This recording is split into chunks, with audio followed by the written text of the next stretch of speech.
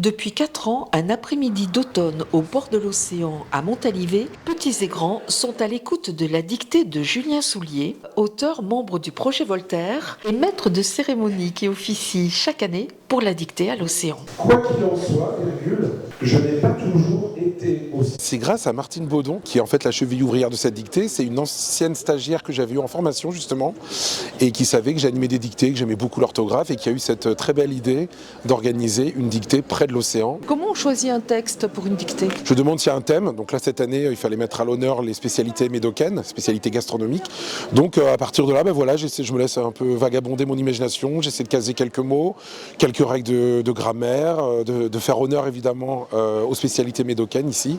Et puis voilà, et le texte se construit petit à petit. La dictée en elle-même, c'est à peu près 40 minutes. Les cadets ne font que la première partie, donc ils s'arrêtent au bout de 3, 4, 5 lignes. Ensuite, les juniors, donc en gros les ados, s'arrêtent au bout de 7, 8 lignes, et les adultes vont jusqu'au bout. Donc c'est ce qu'on appelle une dictée à étage. Et alors après, comment ça se passe ? Qui corrige les fautes ?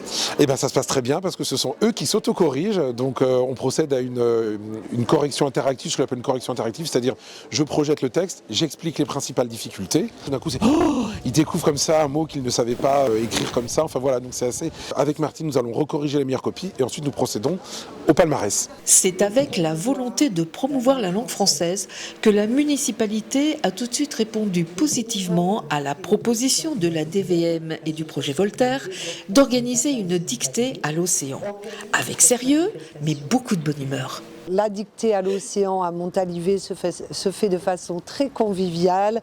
Il n'y a pas de stress, tout le monde est invité. La municipalité de Vendays-Montalivet, bien sûr, finance cet événement et continuera à le financer.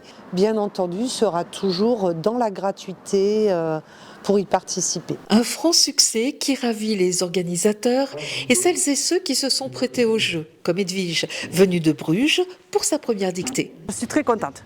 Oui, j'ai appris beaucoup de choses, des mots que je ne connaissais même pas, des mots que j'ai su orthographier et que je ne savais plus. C'est vrai qu'aujourd'hui on travaille beaucoup sur ordinateur, la correction automatique, et du coup on fait plus de fautes, mais je suis contente parce que c'était très intéressant. Quand vous avez fait combien de fautes ? Oh, beaucoup trop, je ne vais même pas le dire, j'ai trop honte. C'est pas possible.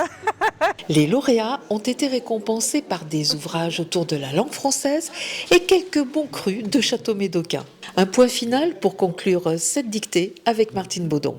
Cette dictée est une véritable surprise pour cette 4e édition. 78 personnes inscrites auparavant et au final nous accueillons plus de 110 participants.